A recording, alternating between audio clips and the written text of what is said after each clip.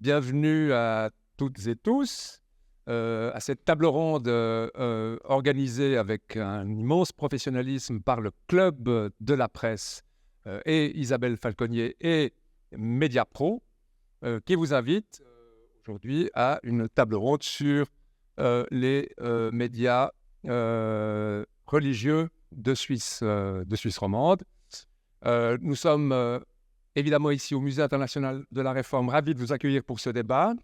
Depuis sa réouverture, il y a une année, après 2 petites années de travaux, nous avons organisé plus de 30 manifestations, dont de nombreuses tables rondes, un format que nous apprécions tout particulièrement, parce qu'il nous permet de rappeler qu'un musée comme le nôtre est tout autant un musée de société qu'un musée d'histoire, et que bien des débats actuels peuvent s'y dérouler, soit au cours d'une visite de notre exposition permanente Une histoire de la Réforme, soit à travers l'une de nos nombreuses expositions temporaires, ou alors justement grâce à une table ronde.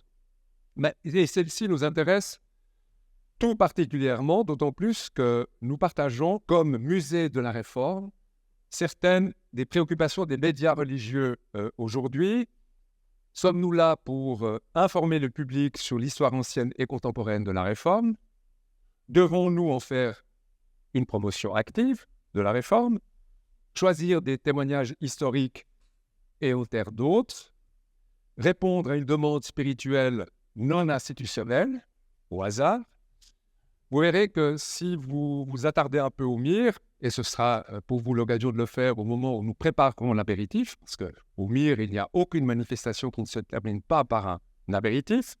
Donc vous verrez que si vous vous attardez un peu dans nos salles, nous avons opté pour une orientation essentiellement laïque dans l'exposition que nous faisons d'une histoire de la Réforme, et que nous avons l'impression, après une année de notre nouvelle exposition permanente, qu'effectivement, on rencontre un public intéressé, puisque la fréquentation de notre musée a augmenté de 50% depuis la réouverture par rapport à la fréquentation des années pré-Covid. Mais bien sûr, nous ne crions pas victoire pour autant. Rien n'est acquis, et très humblement, nous sommes à l'écoute de toutes les expériences rencontrées par des organisations qui se trouvent, comme les médias, au carrefour entre le grand public et une tradition qui s'inscrit dans le religieux, dans le local, mais aussi dans l'universitaire, dans l'universel, dans le spirituel et dans l'actualité. Une dernière remarque avant de vous passer la parole. Il y a 40 ans, j'étais nommé rédacteur de l'hebdomadaire La Vie protestante romande, qui était un journal d'opinion qui tirait à 6000 exemplaires, sauf un numéro par mois qui s'adressait à toutes les paroisses de Suisse romande, à l'exception des vaudoises, comme d'habitude, avec un cahier d'actualité locale et des chroniques paroissiales. Et j'ai personnellement vécu la fin de cette aventure qui a commencé en 1938 pour se terminer en 1988. Quelques années après mon engagement, j'ai peut-être été un des responsables de cette déconfiture, je ne sais rien. Mais si vous avez des questions à poser à un dinosaure de la presse protestante en Suisse romande au cours des débats, n'hésitez pas à le faire, mais parlez fort. Voilà, à la fin de nos discussions, nous partagerons, comme je l'ai dit, un verre avec tout le monde. Et pour l'organisation de cet apéritif qui aura lieu dans cette salle, nous vous demanderons d'aller vous promener dans notre exposition permanente sur votre droite, le temps que nous déplacions quelques chaises. Et ce sera l'occasion pour vous de voir et revoir peut-être quelques bribes de notre nouvelle histoire de la Réforme.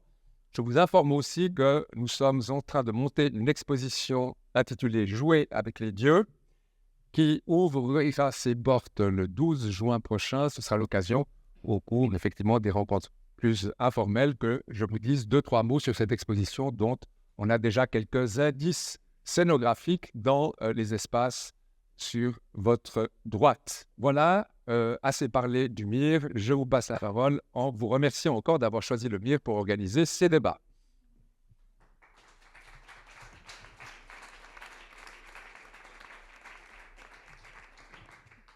Monsieur, bonsoir. Merci infiniment pour l'accueil à Gabriel de Montmolin et au MIR, au Musée de la Réforme. Superbe dans ses nouveaux habits. Je remercie aussi par avance Lucas Villemier, journaliste à Protest Info, pour la co-animation du débat qui va suivre. Et puis Mediapro pour le soutien et la co-organisation également du débat du soir. Alors, en tant que journaliste et directrice depuis l'an dernier du Club suisse de la presse, ici à Genève, il me tient à cœur d'explorer et puis de valoriser la scène de la presse et des médias en Suisse romande. C'est d'une des raisons d'existence du Club suisse de la presse. Cette scène des médias en Suisse romande est riche, variée, passionnante.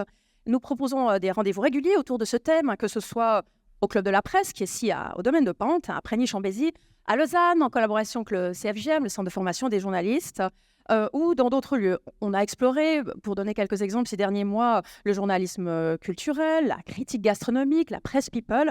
Et ce soir, je suis absolument ravie de discuter presse, église et thématiques en lien avec la religion dans ce superbe musée dédié à l'histoire des religions et principalement de la Réforme.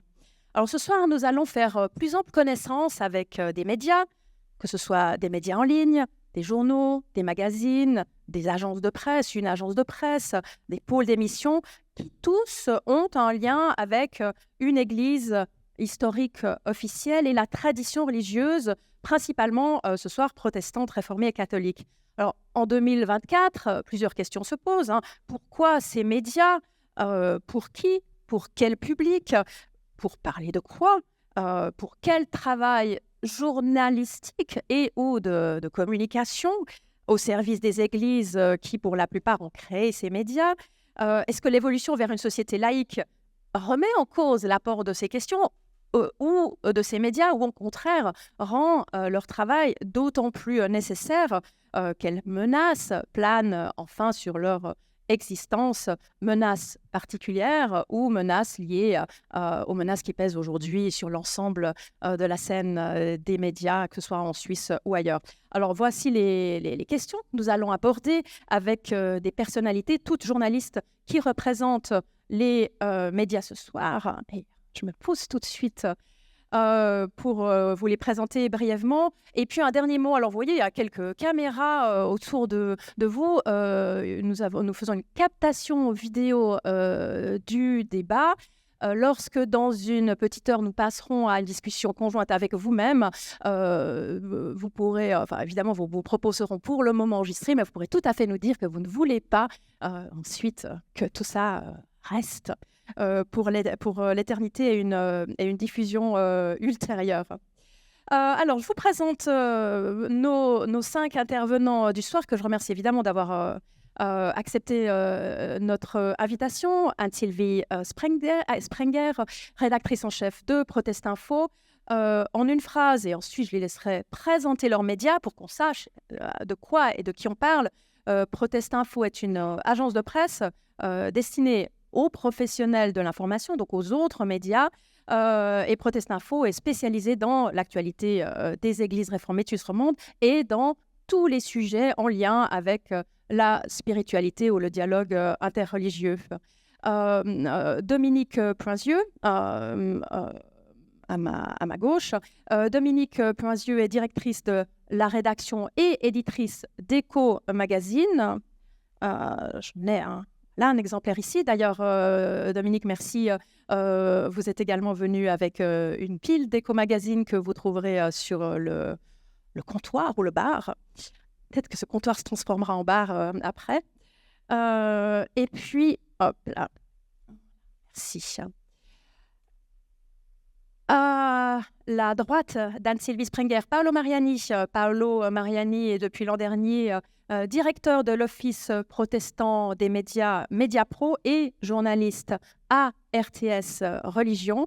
Mediapro est le département chargé de la gestion des médias au nom des églises réformées de Suisse romande. C'est une entité qui regroupe les médias de l'Église évangélique réformée en Suisse romande, en charge de produire et de diffuser différents contenus à travers différents départements.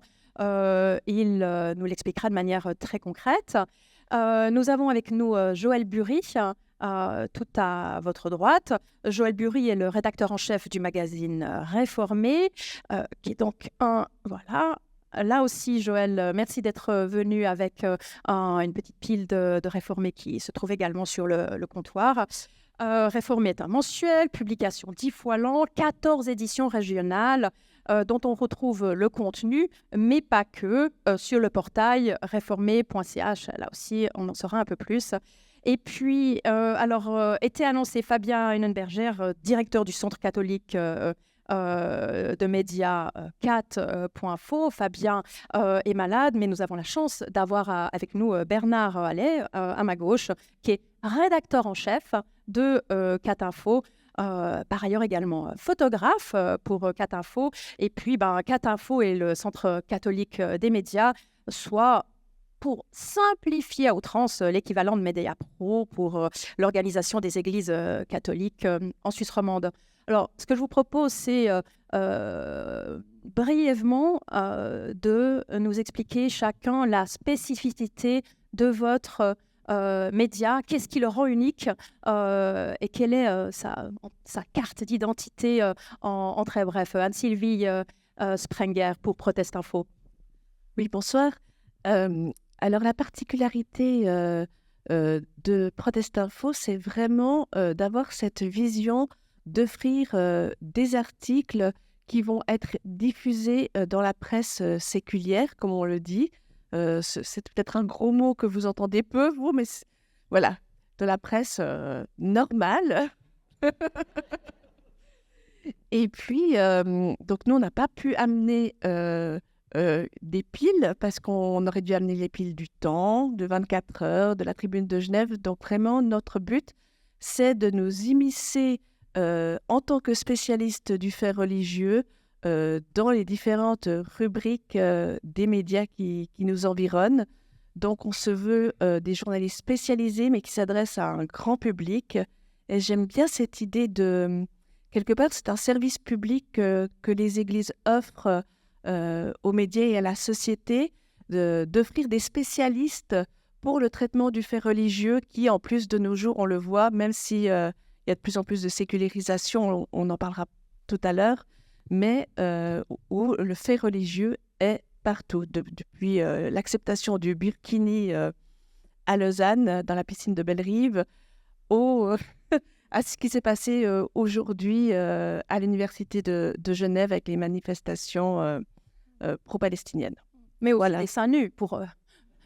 terminé sur Bellerive. Alors, il y avait peut-être moins de religion, mais effectivement, la pudeur peut être aussi observée d'un point de vue des religions. Donc, effectivement, on a des agences de presse spécialisées en sport, en Suisse romande. Et voilà, Protest Info dédié aux faits de société avec l'angle spiritualité, religion. Réformé, Joël Bury.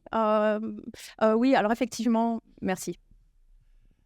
Alors, Réformé est né de la fusion il y a 8 ans de 2 vies protestantes, puisqu'après la mort de la vie protestante hebdo, il y a eu des résurrections.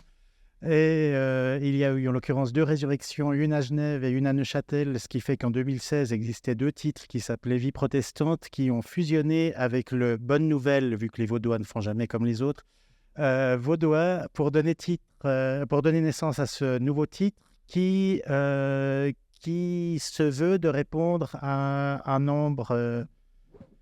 nombreux de demandes qui sont souvent contradictoires. Réformé est un titre, j'aime bien, puisque j'ai fait mon stage de journaliste à 20 minutes, j'aime bien provoquer en disant que Réformé est un gratuit. Alors ça pique un peu les oreilles à Genève, puisqu'il est vendu sur abonnement à Genève, mais dans le canton de Vaud, il est distribué à tous ceux qui cochent la case protestant au contrôle des habitants. Donc déjà là, on s'adresse à des publics très différents d'un canton à l'autre. Et puis, on a cette particularité d'être le journal des églises. Donc émotionnellement, c'est très fort. Vous savez qu'un journal, c'est quelque chose qui est très affectif. Enfin, vous emmenez votre journal aux toilettes, c'est dire ce que c'est intime. Et donc, on est le journal des églises, mais on est aussi le gratuit distribué très largement avec lequel certaines églises veulent rester en contact avec les protestants culturels. Ajoutez à cela les 15 pages splittées, c'est-à-dire qui sont différentes d'une région à l'autre qui sont différentes d'une région à l'autre et qui sont complétées essentiellement par les églises et paroisses avec les tabelles des cultes, les programmes des églises, le billet du pasteur ou que sais-je. Et vous voyez qu'on essaye de répondre à peu près toutes les demandes que peut avoir une église en matière de communication dans un même titre. Alors, ça pourrait changer, on espère avoir des beaux projets pour l'avenir. Mais aujourd'hui, voilà, on trouve un équilibre avec, on l'espère, une couverture qui donne aux distancés envie d'ouvrir. Aux distancés, oui, c'est du jargon, c'est du patois de Canaan, comme on dit. Donc, aux protestants purement culturels, envie d'ouvrir, puisqu'on prend en général des sujets société en une. Et puis, après, vous avez un peu de spiritualité. Il y a des pages pour chacun et chacune, un peu comme dans un magazine féminin. Vous avez une page, une recette de cuisine et en même temps un débat sur le burkini. Alors, je n'ai pas encore trouvé les pages mode dans Réformé, mais ça ne serait tardé. J'en rêve. Voilà. Et avec une minuscule équipe, d'ailleurs, vous faites ça à combien ? Alors, c'est la question piège, puisqu'il y a des gens qui sont payés par les églises pour certaines pages. Bref, à dépendre de la SARL, nous sommes 7 à nous partager un 3,15 équivalent plein. Oui. Paolo Mariani, Média Pro, quelques mots sur ce fantastique et très riche portail d'information en ligne. Bonsoir. Média Pro, tu l'as déjà dit, Média Pro a plusieurs facettes et plusieurs départements. Je ne reviendrai pas sur Protestinfo qui fait partie des Média Pro et donc l'agence de presse spécialisée pour la vente et la proposition d'articles à la presse laïque. Nous avons 2 autres champs d'intervention. Le premier est le service public. Donc, nous travaillons main dans la main avec Catinfo à RTS Religion. J'y reviendrai peut-être avec 2-3 détails par la suite. Et nous avons un troisième pôle qui est un pôle de production vidéo qui se déploie bien évidemment sur le portail réformé.ch auquel il faisait référence Isabelle tout à l'heure et sur tous les réseaux sociaux. Et quand je parle tout, je peux évoquer aujourd'hui Instagram, Facebook, YouTube et TikTok.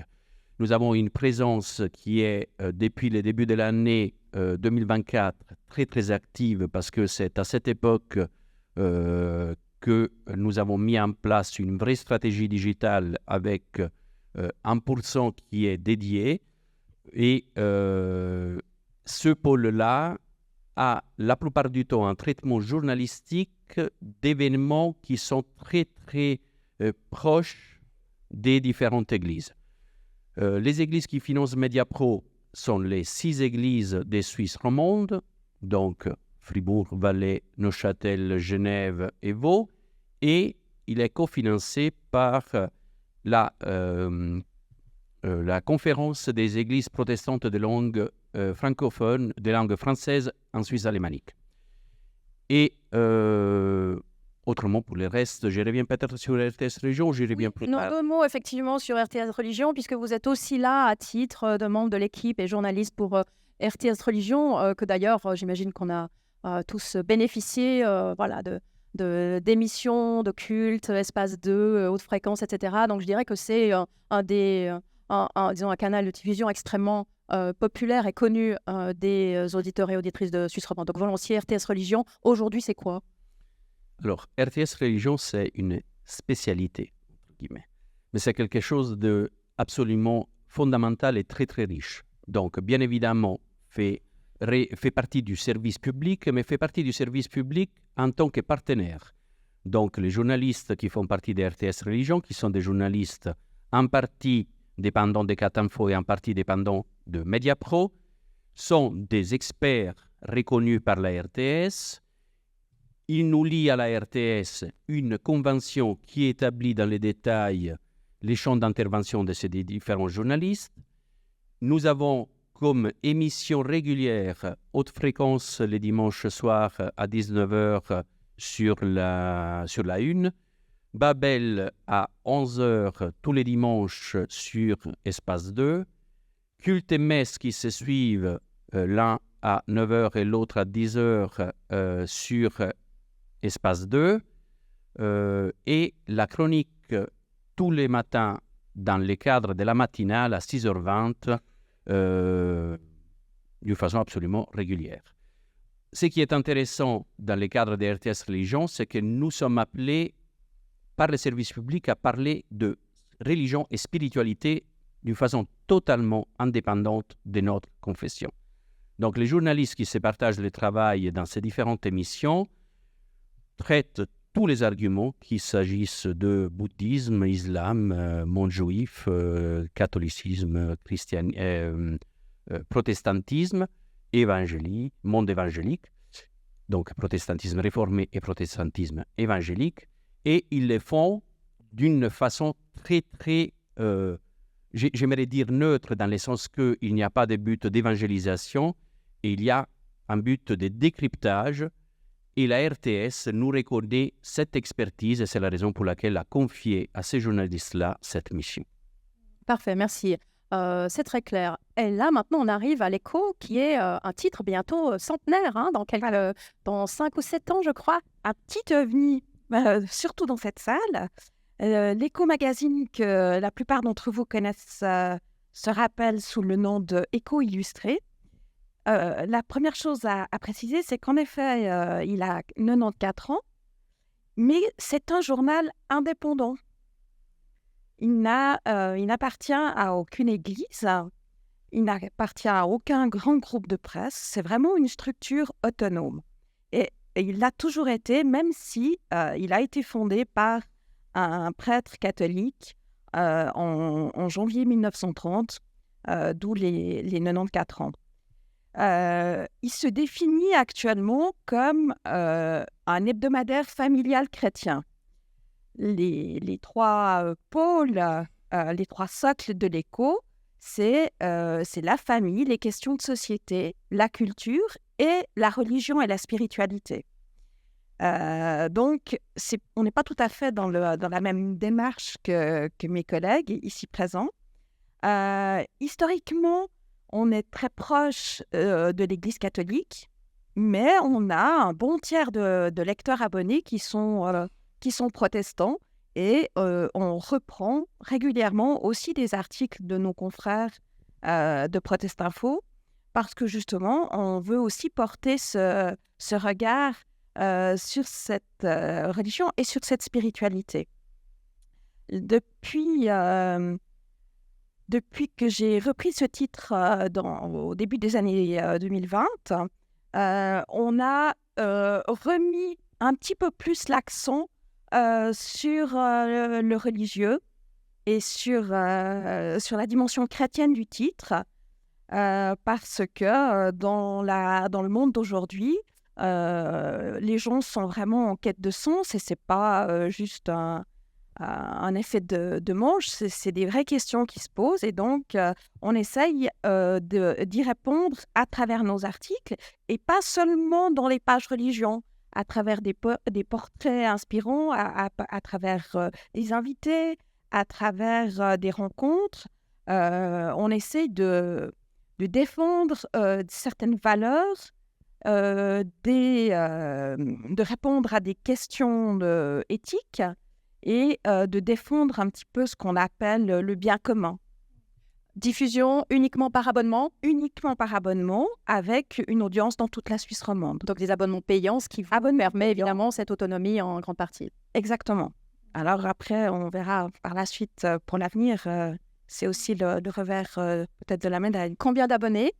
Actuellement, on a 9000 abonnements payants, avec une audience qui tourne autour des 45 000 lecteurs chaque semaine, parce que l'Écho Magazine est un support, un magazine que les gens lisent en famille. Et on sait vraiment qu'on a plusieurs... le journal se passe de main en main au sein de la famille, au sein d'un immeuble, par exemple, aussi. On a souvent des témoignages quand on est présent sur un stand dans une foire et qu'on est en dialogue avec nos lecteurs. C'est vraiment ce qui ressort clairement. Et puis, ça a été validé, bien sûr, par la REM. Et c'est pas juste notre ressenti. Donc, Absolument. mais par rapport à des annonceurs potentiels, c'est toujours important. Non, tout à fait. Comme on est un média avec des abonnés, ça permet effectivement de pouvoir compter ensuite et diffuser des chiffres REMP d'audience et de diffusion. Et donc, par rapport à notre rédaction, notre rédacteur en chef et l'une de nos journalistes ont été recrutés justement par rapport à leur connaissance du milieu chrétien, par rapport à leur engagement, parce que ça nous paraissait quand même être un des piliers essentiels de ce journal. Et les deux autres journalistes sont spécialisés en culture et en société, en sujet de société, mais la rédaction en chef, elle doit être portée par quelqu'un qui porte ce souci et qui le vit, qui l'incarne, et pas seulement en théorie. Absolument, question sur laquelle on arrivera aussi très vite. Et puis, alors, Bernard Allais, je vous laisse prendre le micro de Dominique Puisieux pour 2 mots sur le média en ligne 4Info, dont vous êtes le rédacteur en chef. Alors, le média en ligne 4.ch, donc Pardon, sous la bannière de 4Info. Bonsoir. Alors, en fait, 4.ch s'attache surtout à travailler sur l'actualité catholique, que ce soit au niveau suisse romand, suisse, international, ou aussi on suit beaucoup l'actualité au Vatican, à travers une agence de presse qui travaille pour nous là-bas à Rome. De temps en temps, on arrive à s'y rendre pour couvrir des grands événements. Donc nous, on travaille principalement sur le fait religieux, je dirais, catholique. Ça ne nous empêche pas de temps en temps de traiter l'actualité œcuménique, voire parfois interreligieuse quand cela est nécessaire. En ce moment, il y a de quoi faire. Vous retrouvez de temps en temps chez nous des articles de nos confrères de Protest Info, puisqu'il y a aussi un échange qui se fait de temps en temps. 4.ch est né il y a 10 ans, et puis il y avait encore l'APIC, l'Agence de presse internationale catholique, qui existait, et puis on signait encore nos papiers de l'APIC, et qui est venu petit à petit se fondre dans 4.ch. Donc il y a cette base un peu agence de presse, qui existait, qui petit à petit s'est effacé au profit vraiment d'un média qui traite l'actualité catholique d'un point de vue, je dirais, en essayant de décrypter, d'un point de vue magazine, avec des interviews et des portraits, pour varier aussi ces formats.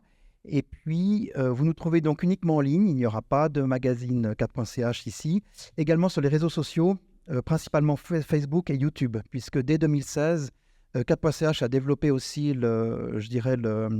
a développé son savoir-faire. Au début, c'était un peu embryonnaire, mais en termes de digital. Et donc, vous trouvez actuellement sur la chaîne YouTube de 4.ch un peu plus de 430 reportages divers. Et puis, vous trouvez aussi des infos régulièrement sur notre page Facebook, en fait, principalement. On est un peu présent sur Instagram. Mais voilà, 4.ch, c'est une petite équipe de 2,7 postes, équivalent plein temps. Et puis l'année dernière, on a 1,7 million de visiteurs qui sont venus et puis qui ont vu 3,7 millions de pages en fait en 2023 sur 4.ch. Merci. Le paysage est dressé. Oui, pour terminer les présentations, bonsoir, je n'ai pas encore pris la parole. Donc Lucas Vieumier de Protest Info, je travaille avec Anne-Sylvie Springer et voilà.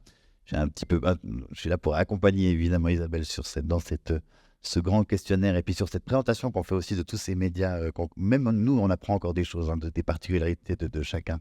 Juste une chose peut-être qui est intéressante et qu'on nous pose souvent dans les personnes qui nous lisent. Est-ce que vous êtes tous théologiens ? Est-ce qu'un théologien fait un bon journaliste ? Enfin, ou est-ce que c'est un simple intérêt normalement en journalisme ?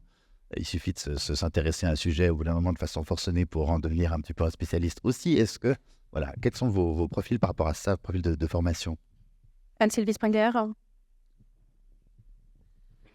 Alors, je peux parler de mon profil et après, je vais parler en tant que responsable de Protest Info, j'ai eu à mettre des offres d'emploi et j'ai eu à recruter. Donc, je peux vous dire aussi d'un point de vue décisionnel, qu'est-ce qu'on recherche. Alors, moi, je ne suis pas théologienne, mais j'ai baigné dans les églises depuis toute petite et j'ai un intérêt marqué pour le fait religieux. Donc, je suis une journaliste en premier, spécialisée en culture et en société. Et puis, j'ai travaillé petit à petit dans ma période de journaliste indépendante à Vie Protestante en tant que pigiste, et puis aussi après à Christianisme aujourd'hui, qui est un journal évangélique, et puis le magazine féminin attenant qui s'appelle Spirituel. Voilà. Donc, je pense que c'est nécessaire quand on a cherché aussi à recruter lors du départ d'une collègue qui est montée à RTS Religion et où on a fait le choix d'engager Lucas Vimier. On voulait surtout d'abord un journaliste confirmé, capable et à l'aise avec tous les styles journalistiques, des enquêtes, des portraits et tout. Mais on recherchait aussi quelqu'un qui connaissait le milieu des églises protestantes et qui, si possible, ça c'est quelque chose qui pour moi était important et pour mon ancien directeur également, quelqu'un qui avait quand même une vie spirituelle, qui savait ce que ça voulait dire être croyant. Parce que je pense qu'il y a des très bons journalistes, mais qui au bout d'un moment, s'ils ne vivent pas une foi, quelle qu'elle soit, hein, mais s'ils n'ont pas une certaine foi et qu'ils ne se rendent pas compte de qu'est-ce qu'une foi peut avoir comme incidence dans une vie, ne peut pas traiter complètement ces sujets. Paolo Mariani, journaliste d'abord, théologien après, croyant éventuellement. Journaliste d'abord, mais évidemment, je suis absolument d'accord avec ce qu'Anne-Sylvie a dit. En ce qui me concerne, moi j'ai un ministère diaconal et je viens surtout au départ en tant qu'historien du Moyen-Âge, donc formé à l'histoire religieuse, même si pré-protestante, bien évidemment. Je pense que la composante, au moins de l'intérêt marqué et des connaissances au minimum personnelles, théologiques, sont fondamentales pour pouvoir avoir une expertise. Ce sont des choses probablement qu'on peut acquérir tout au long de sa vie. Non, j'enlève les probablement qu'on acquiert tout au long de sa vie, mais c'est quelque chose qui fait qu'à un moment donné, ces compétences sont là. Tout comme si on fait un papier économique, on a besoin d'avoir des connaissances économiques, et j'en passe sur la politique, la coupole ou autre. Bernard Allais. Alors, journaliste d'abord, je viens du milieu journalistique. Et puis en fait, un parcours un peu étonnant, parce que moi je suis passé par les journaux paroissiaux pour commencer. À partir de là, j'ai fait une formation en église, une formation de base, qui s'appelle le parcours Théodule, dans le diocèse de Sion. Et puis mon intérêt s'est renforcé, et puis j'ai ensuite été engagé à 4.ch, à ce moment-là par Bernard Litzler. Et donc, moi je venais plutôt du milieu de la photo et de la rédaction image. Donc c'est aussi un apport intéressant à ce moment-là pour 4.ch. Et puis j'ai également beaucoup appris de ce point de vue-là. Donc tous à la rédaction, on est j'allais dire évidemment, on est croyants, mais aussi journalistes. On est aussi journalistes, ouais, effectivement, c'est important pour pouvoir aussi simplement apprendre à communiquer, à synthétiser et puis à savoir transmettre ce qui est finalement une vie de foi extrêmement riche et extrêmement complexe aussi. Joël Bury, 20 minutes, j'imagine qu'on traitait assez peu du fait religieux. Donc journaliste d'abord. Non, alors, avant 20 minutes, j'ai eu une vie, donc j'ai fait un peu... j'ai commencé une formation en théologie. Je visais le pastorat à l'époque. La théologie m'a, et je le dis, son cynisme, elle m'a vraiment libéré. J'ai vraiment vécu cette théologie en université académique comme libératoire par rapport à certains mouvements dans lesquels je baignais, et j'ai eu une période de distanciation des églises totale pendant 15 ans, et je suis retombé à Protestinfo un peu à la suite d'un accident professionnel, mais où j'ai fait un mauvais choix, je suis tombé dans un job qui ne me plaisait pas du tout, et j'aurais certainement pas postulé à Protestinfo si j'avais pas été là où j'étais à l'époque. Donc oui, je suis passé par 20 minutes, par 24heures.ch et l'accident professionnel, c'était la ville de Lausanne. Mais donc là, parfait, aussi un parfait mariage aujourd'hui des compétences journalistiques et de l'intérêt personnel pour les questions de religion et de spiritualité. Moi, j'aime bien les philosophes, j'aime bien les gens qui ont des formations totalement... opposé, ça déjà parce qu'au sein de la rédaction, ça amène un certain dynamisme, on se pose les questions, on évite de jargonner, Et puis pour nous qui visons à toucher aussi un public plus éloigné, c'est nécessaire d'avoir des gens qui nous disent « Eh, mais là, tu parles trop chapelle, quoi. » Enfin, temple, c'est... Et moi, j'aime bien... Je pense qu'il faut un équilibre. Je pense qu'il faut un équilibre et la diversité au sein d'une rédaction. Et je pense que c'est vrai pour toutes les rédactions. Hein. On manque de personnes plus âgées dans les rédactions, quand on sait quel est l'âge moyen des lecteurs. On manque de personnes issues de la diversité culturelle. Enfin, où sont les Noirs dans les rédactions romandes? Je pose la question comme ça, c'est pas le débat de ce soir, mais... La diversité, la question de la diversité. Et c'est particulièrement vrai pour le traitement du fait religieux, je crois. Et moi, j'ai toujours beaucoup aimé être confronté à des gens qui n'avaient pas d'expérience ecclésiale, qui me disaient « je comprends pas ce que tu me dis là », ou qui avaient des sensibilités tellement différentes, et puis qui tout d'un coup peuvent me dire « mais c'est choquant ce que tu nous dis là ». Pour moi, c'est salutaire d'avoir des gens qui sont pas trop churchy. Et donc, la contradiction interne aussi. On en reviendra à la contradiction interne. Pour terminer, Dominique Cloisieux, on a compris que pour vous, c'était important que la rédaction en chef, que les responsables de l'Éco-magazine soient en adéquation avec les valeurs, avec le message chrétien. Est-ce que c'est aussi cela qui vous a poussé à vous investir à ce point, à devenir éditrice d'Éco-magazine? Non, alors c'est un petit peu contradictoire parce que à la base, donc, je suis journaliste et je suis protestante. Et quand jeune maman, j'ai postulé chez les sœurs catholiques de Saint-Augustin à Saint-Maurice-en-Valais. Et elles m'ont engagée, elles m'ont fait confiance parce qu'elles voulaient justement quelqu'un hors sérail pour moderniser et revoir leur presse paroissiale. Et pour finir, de fil en aiguille, je me suis occupée d'abord de la presse paroissiale, ensuite des éditions livres, puis des librairies et puis de l'ensemble du groupe pendant plus de 22 ans. Et j'en suis arrivée à avoir des amis prêtres, à avoir des connaissances presque plus pointues dans le monde catholique que dans le monde protestant, puisque je baignais dans cet univers.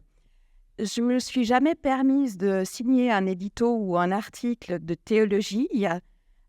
Au moment où j'éditais des livres catholiques sous le label Saint-Augustin, puisque j'éditais une quinzaine de livres par année, j'avais un comité de lecture qui était pointu et sur lequel je pouvais m'appuyer pour le contenu, la dimension théologique des ouvrages. Mais par contre, pour tout ce qui fait la chaîne du livre, il fallait plus avoir des compétences d'entrepreneur que de théologie. Et puis, j'ai continué dans cette voie. Et quand j'ai eu l'opportunité de devenir éditrice et directrice de l'Écho, pour moi, c'était une continuité puisque je suis dans ce milieu d'église depuis plus de 25 ans. Quelle est votre place dans la société à tous? Parce que finalement, c'est ce qu'on a besoin de comprendre ce soir. Votre place dans la société en général, on dit, je simplifie, les églises se vident, mais par contre, l'intérêt pour la spiritualité ou les spiritualités alternatives n'arrête pas de monter. Est-ce que vous vous sentez comme un certain directeur de musée dinosaure ou est-ce que vous vous sentez au contraire à l'avant-garde et complètement dans l'air du temps pour accompagner un public qui a besoin de vous, Anne-Sylvie Sprenger à Protestinfo? Si je dis les deux, ça va paraître très gonflé. Mais non, d'un côté, je pense qu'on est dépositaire d'une richesse énorme, qui est ces deux traditions qui ont accompagné l'humanité depuis plus de 2000 ans. Et c'est une connaissance qui a accompagné l'humanité et qui se perd, où la transmission se fait plus difficilement. Elle se fait presque plus à l'école, elle se fait presque plus au sein des familles. Mais voilà, on amène ça. Donc ça, c'est le côté dinosaure et musée. Et puis en même temps, on voit dans les sujets qu'on est amené à traiter, on est dans l'actu très très chaude souvent. Comment comprendre tout d'un coup cette mode des abayas qui a pris par surprise la France? Pourquoi est-ce qu'elle n'est pas venue ici? Pourquoi Mais pour provoquer, je dirais qu'on fait appel à vous à Noël et à l'Ascension pour rappeler aux gens qui ont oublié. finalement, quels sont ces personnages dans cette crèche et que représentent pourquoi on a congé à l'Ascension. On a l'impression qu'on fait appel à vous que dans ces moments-là. Et ça, c'est... Alors, heureusement pas, parce que sinon, on aurait une toute petite revue de presse. Justement, donc vraiment, vous sentez que vous êtes utile et qu'il n'y a que vous qui pouvez faire ce travail de décryptage de l'actualité lorsque elle est effectivement déclenchée par des guerres de religion contemporaine. Ce qu'il y a, c'est que vu que les églises offrent ce temps à des journalistes de se spécialiser sur ces sujets, de ne travailler que sur ces sujets. S'il n'y avait pas les églises derrière, on n'est pas meilleur que les autres journalistes. À l'époque, il y avait des journalistes au sein des rédactions qui étaient spécialisés dans le fait religieux, comme il y avait spécialisés des affaires judiciaires, spécialistes de la rubrique internationale, mais il n'y avait plus. Donc, heureusement que les églises financent aujourd'hui des journalistes qui peuvent ne s'intéresser qu'à ces sujets, et parce que souvent, on voit des grandes erreurs dans les journaux. Quand ils parlent du fait religieux, pas tous, mais on en voit. Voilà. Oui, Joël Bury, je vous vois hocher la tête quand elle a parlé des erreurs qu'on repérait un peu partout. Effectivement, il faut des spécialistes pour décrypter le monde aujourd'hui. Quand j'étais à Protestinfo, puisque vous l'avez peut-être, je ne sais pas vraiment présenté, mais avant d'être à Réformer, j'étais à Protestinfo, donc on est tous une grande famille. Nous avions invité un sociologue pour les 15 ans de Protestinfo pour une grande soirée, et le sociologue Philippe Gonzalez avait fait une analyse d'Infrarouge, l'émission Infrarouge, qui avait 11 ans à l'époque, donc ça date, puisqu'elle vient de fêter ses 20 ans. Et il avait montré un truc qui, moi, m'avait marqué, c'est l'islam qui représentait à l'époque 81% des sujets religieux traités à infrarouge. Je n'ai pas continué à faire les chiffrages depuis 2015, donc vous vous contenterez de chiffres de 2015, désolé, ce travail n'a pas été continué, mais sur les sujets religieux, 81% concernaient l'islam. Je rappelle que l'islam, les musulmans en Suisse aujourd'hui, c'est à peu près 5% de la population, ce qui vous montre un peu la disproportion. Et les musulmans étaient représentés systématiquement par des Maghrébins. Or, on sait que l'islam suisse est européen. Et qu'est-ce que ça veut dire ? Ça veut dire que quand on n'a pas le réseau, on fait appel au premier venu, à celui qui passe bien à la télé, à celui qui a été déjà interviewé par un confrère, parce qu'on sait au moins que c'est un bon client. Et alors, c'est peut-être pas une grosse erreur, sauf qu'on ne parle pas tout à fait de la même chose, et on a tendance à, naturellement, sans avoir le réseau sur place, on a tendance à renforcer les extrêmes. Simplifier, renforcer les clivages, etc. Echo Magazine, presque 100 ans, votre place dans la société, elle semble assurée, mais est-ce que c'est le cas ? Et pourquoi surtout ? Mais je pense qu'au-delà des questions purement du fait religieux pur, il y a quand même des valeurs, des questions qui nous constituent en tant qu'humains et qui sont d'une folle actualité dans un monde troublé comme aujourd'hui. Et je pense que c'est vraiment cette dimension-là que l'Echo peut apporter en mettant l'humain au centre de ses articles, de ses préoccupations, en apportant un regard un petit peu décalé sur l'actualité, sur la politique, sur l'économie. Il n'y a pas de sujet tabou à l'Echo, mais c'est vraiment de défendre d'autres valeurs, d'aider la personne à se tenir debout, à s'élever. Pour cat.ch, même question, mais on arrive aussi finalement à votre... pour qui vous êtes utile ? Pour quelle société et dans quelle audience vous êtes utile ? Alors, on peut imaginer qu'on est juste en milieu d'église. Le milieu d'église, disons, on l'a, il vient chez nous, que ce soit des agents pastoraux laïcs ou consacrés. Mais bien au-delà de ça, en fait, l'Église catholique intéresse beaucoup de gens. Il y a beaucoup de curiosité, il y a beaucoup de questionnements. Paradoxalement, à une époque de sécularisation, effectivement. Moi, quand je dis que je suis journaliste, ah bon, t'es journaliste, oui, spécial en fait religieux. Ah, l'Église catholique. Et là, c'est souvent beaucoup de questionnements, beaucoup de questions. Et le pape, et le prêtre, et comment ça se passe, et l'Église. Donc, il y a beaucoup de curiosité.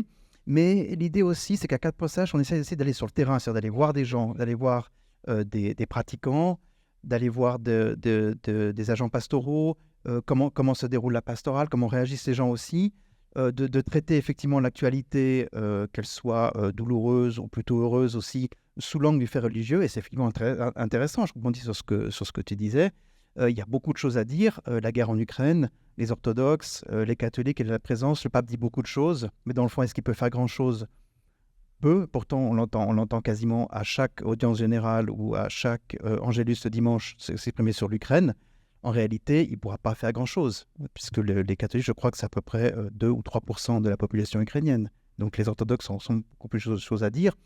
Et donc, en fait, non, alors on n'est pas relayé juste à l'Ascension ou à la Pentecôte. Et d'ailleurs, à ce sujet, chaque fois, on donne un article sur que ce soit la Nativité, Pâques, l'Ascension ou la Pentecôte, dans nos articles qu'on a fait déjà, que parfois on rediffuse sur 2 ou 3 ans, et ça fait des scores assez impressionnants. Donc juste en expliquant, en décryptant ça comme ça simplement, ben ça marche vraiment très fort. Donc il y a vraiment un intérêt, parce que dans le fond, les gens redécouvrent la sécularisation, effectivement, elle est en route, la transmission ne se fait pas, la transmission de la foi ne se fait plus, dans le milieu, je dirais dans le milieu familial ou en église de manière classique, comme vous pouvez l'entendre auparavant. En revanche, on a réalisé que la messe de l'appel décisif pour les catholiques à la cathédrale de Lausanne, ainsi qu'à la cathédrale de Sion, eh bien, vous aviez 200 à 300 personnes, c'est-à-dire que tout d'un coup, les gens vont arriver à l'église par un autre biais. Et ça, c'est aussi très intéressant. Est-ce que vos médias, d'une façon ou d'une autre, suivent une mission peut-être un peu évangélisatrice? C'est évidemment la question de savoir à quel moment on commence la frontière évidemment, du prosélytisme. Peut-être ça peut être intéressant de poser la question en premier à Paolo Mariani, qui, à RTS Religion, produit notamment fait produire les cultes, et puis qui a évidemment une offre médiatique qui, là, évidemment, doit... Évidemment, il n'y a pas de prosélytisme permis, mais malgré tout, le fait de choisir tout le temps ces sujets-là, et comment les traite-t-on pour justement... peut-être un peu évangéliser, ça on verra, mais c'est déjà énorme. Et puis alors surtout peut-être ne pas tomber dans le prosélytisme. Je ne sais pas si on peut parler d'évangélisation ou de prosélytisme lorsqu'on parle des messes et des cultes. Les messes et les cultes sont une réponse fondamentale et très importante encore aujourd'hui auprès d'un public qui reste fidèle dans les années. Cela signifie en quelque sorte que même lorsque on sait très bien que chacun d'entre nous, à un moment donné, meurt, mais il y en a d'autres qui arrivent à un certain âge, ou il y en a d'autres qui se retrouvent dans un EMS ou à l'hôpital, donc dans l'impossibilité d'aller dans un culte. Et paradoxalement, quand on regarde les statistiques, on n'a pas des statistiques qui baissent d'une façon progressive et systématique. On a des statistiques qui restent assez... bonne. Pour faire un exemple, en 2021, il y avait une audience de 5000 personnes par dimanche pour les cultes. L'année suivante, il y en avait 4000, mais en 2023, il y en avait encore 5000. Donc voilà, il y a des fluctuations qui sont assez stables. RTS Religion, évidemment, comme tu le disais, est très particulière parce que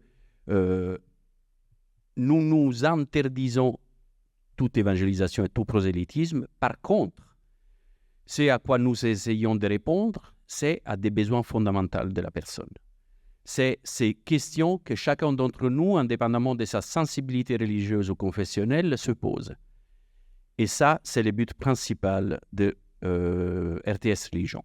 Après, à Mediapro, nous avons d'autres produits qui, bien évidemment, essayent de répondre à des besoins qui sont beaucoup plus précis. Donc, quand nous produisons une vidéo autour de la mort, bien évidemment, nous, on a une lecture qui est une lecture que nous, en tant que réformés protestants, nous reconnaissons dans cette lecture. Et cela, elle touche à notre public. Et aujourd'hui, je pense que l'un des grands défis pour toute la presse, mais pour le monde en général, c'est comment couvrir des besoins en termes d'âge, en termes de gap générationnel, donc, mais aussi en termes de culture, qui sont très, très différents et qui ne peuvent pas être assumés par un seul produit. Ça signifie qu'on doit diversifier énormément les types de produits et les cibler d'une façon très, très précise en fonction, évidemment, de les publics que nous essayons d'attendre. Alors, il y a, on comprend bien, une réponse que vous apportez les uns et les autres aux questions, je dirais, plus de général, sur le sens de la vie, les questions existentielles. Et puis ensuite, il y a tout le traitement de l'actualité. Lorsqu'on est journaliste, on est là pour se confronter à l'actualité. On a aussi bien compris que vous n'êtes pas les services de communication de vos églises, qui ont des services, par ailleurs, de communication. Mais lorsque l'actualité est malheureuse, je crois que j'ai entendu... cet adjectif, lorsque par exemple, lorsque l'actualité est malheureuse et qu'elle concerne clairement vos églises, depuis quelques années, on est en plein dans les enquêtes, les reportages, les témoignages sur les abus qui arrivent dans les églises. C'est vraiment un cas d'école. Comment est-ce que les uns et les autres vous emparez de cette actualité-là qu'en tant que journaliste, vous devez traiter?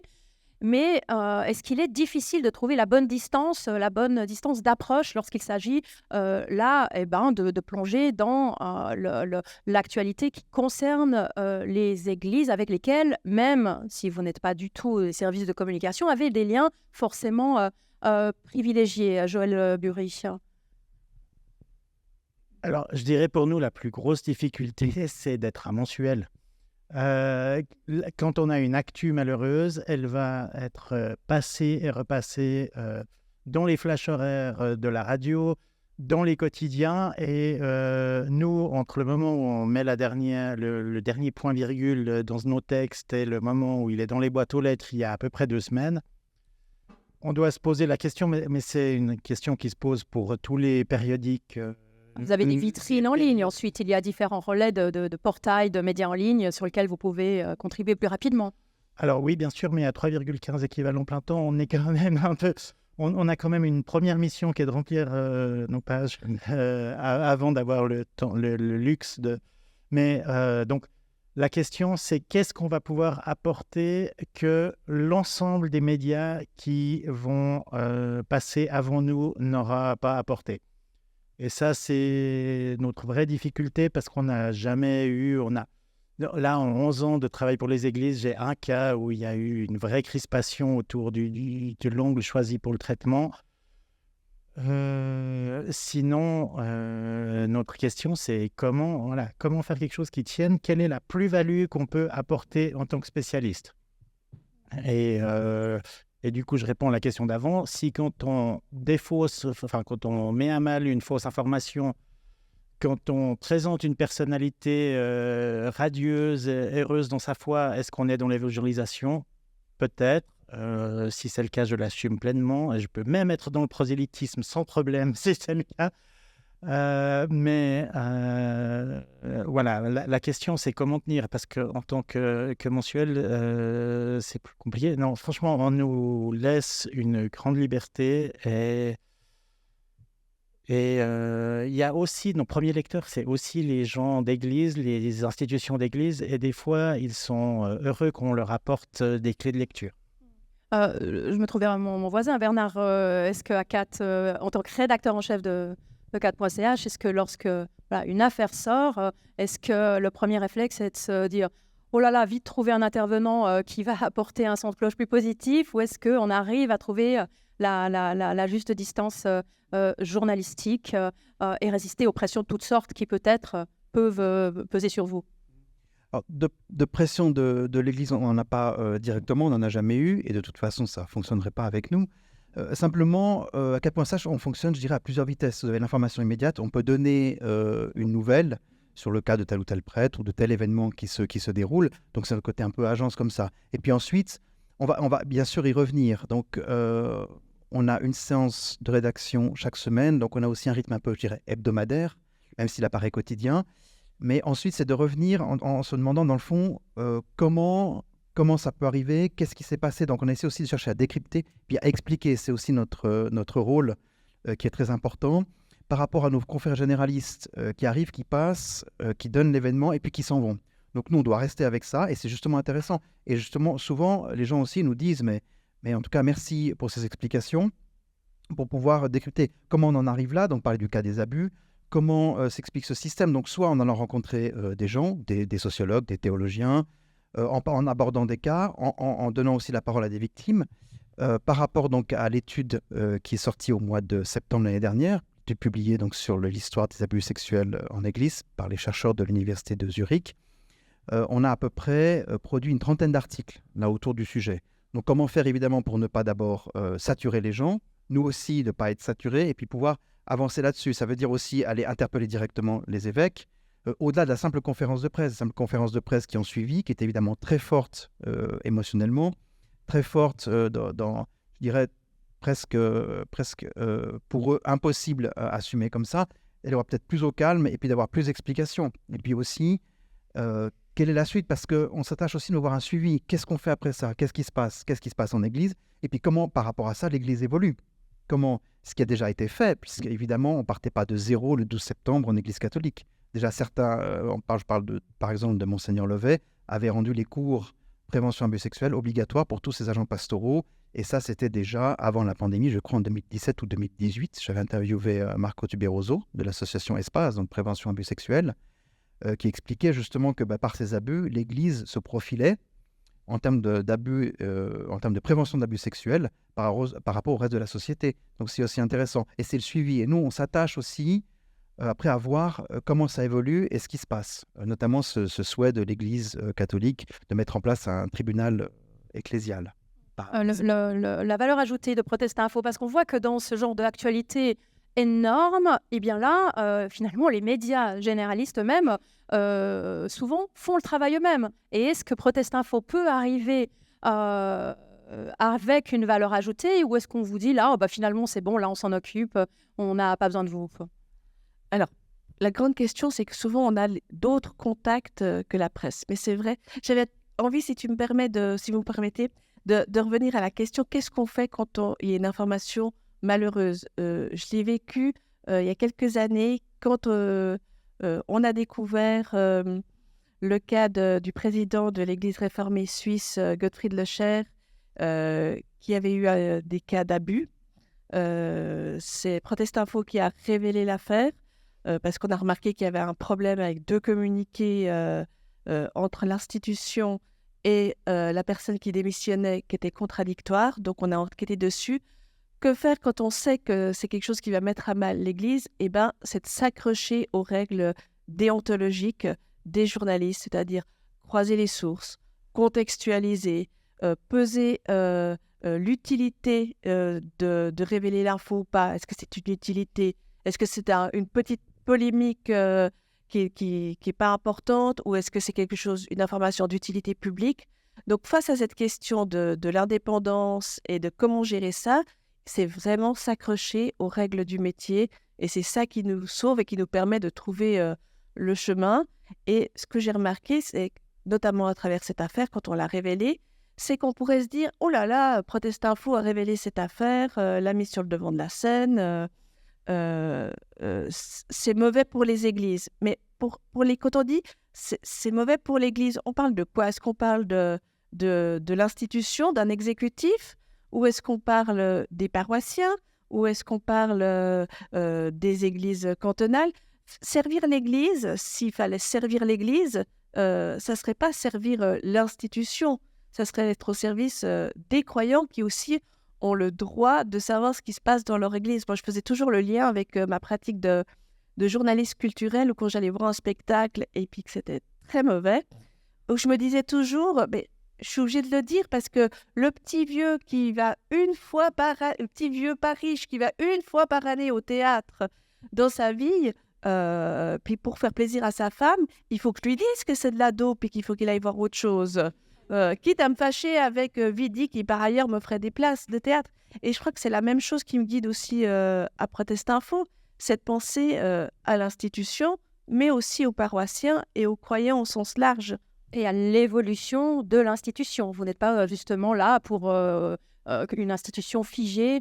C'est aussi un contre-pouvoir qui a été voulu par les églises voilà, je dis souvent, on est plus intelligent à plusieurs. Et je crois que les journalistes nous aident aussi, dans quelques domaines, que ce soit en politique ou dans le milieu de l'Église, à être plus intelligents. Alors, effectivement, sur les moyens aussi, enfin, tu disais, recouper ces ressources, ça suppose aussi parfois d'enquêter. Et là, ça prend aussi beaucoup plus de temps. C'est-à-dire que l'enquête aussi mobilise beaucoup de temps. Un article que vous pourrez lire peut-être en 8 ou 10 minutes, c'est parfois 10, 15 jours de travail.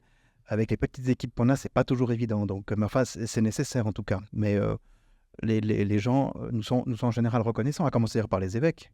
Mais justement, dans quelle mesure Anne-Sylvie Springer met le doigt vraiment sur vraiment je dirais le nœud de ce qui concerne aussi votre propre question existentielle? Dans quelle mesure et jusqu'à quand les églises auront besoin de vous? Parce qu'aujourd'hui, à part Echo Magazine qui vit grâce à ses abonnés et sans doute encore avec un peu de publicité, le modèle économique dépend notamment, en grande partie encore, du soutien des églises. Et vous êtes un contre-pouvoir, certes, mais aujourd'hui, dans un monde de communicants, avec une volonté de contrôle, de storytelling propre, dans quelle mesure est-ce que ce contre-pouvoir sera bienvenu, nécessaire? Est-ce que dans 10 ans, on fera le même débat? Oui, Dominique, et puis après, Paolo Mariani.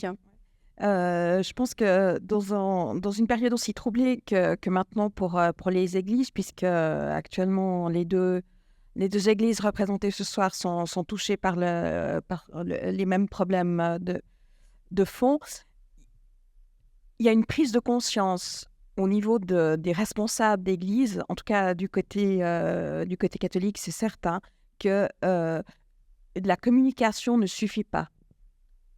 Et n'est plus audible dans le monde d'aujourd'hui. Il y a besoin d'un vrai travail journalistique, d'un recul, d'un travail d'enquête.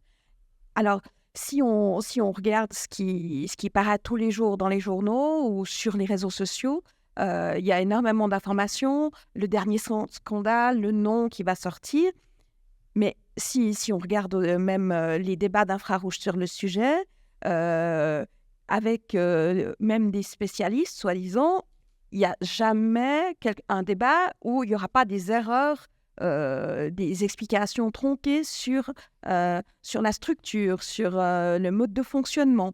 Et donc, en tant que spécialiste dans les médias chrétiens, on a ce devoir, cette responsabilité de redonner le cadre et de redonner l'info, même quand elle fait mal. Après, à travers nos réseaux, les personnes de contact, on peut apporter une autre dimension au sujet, un autre éclairage, non pas pour gommer ce qui se passe, mais pour lui donner un cadre et essayer de trouver des solutions. Oui, Paolo Mariani, sur la question de jusqu'à quand les églises auront besoin d'un contre-pouvoir, dans quelle mesure elles ne préfèrent pas déjà en partie les communicants? Je crois que tout dépend de ce qu'ils cherchent les églises. Si elles veulent jouer la carte du repli et donc de l'entropie en quelque sorte, il faut abandonner ces systèmes qui existent aujourd'hui avec le journalisme. Mais je pense que les journalistes aujourd'hui, c'est celui qui en quelque sorte permet d'ouvrir, permet de sortir le nez du guidon, permet aux églises en quelque sorte de pouvoir se confronter à la réalité et à la réalité que les autres voient, et pas tout simplement celle que nous voyons depuis l'interne.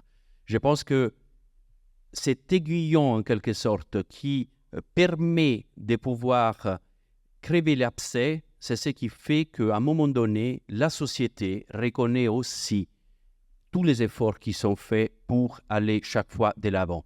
Et donc, en réalité, c'est un moyen, à mon avis, d'élargir et ressortir plutôt que risquer de se retrouver de plus en plus dans une bulle qui diminue à force. Oui. Et puis ensuite, Joël là-dessus, mais oui. Ouais, vous parlez aussi de ce travail d'enquête, de décryptage, de voir les faits.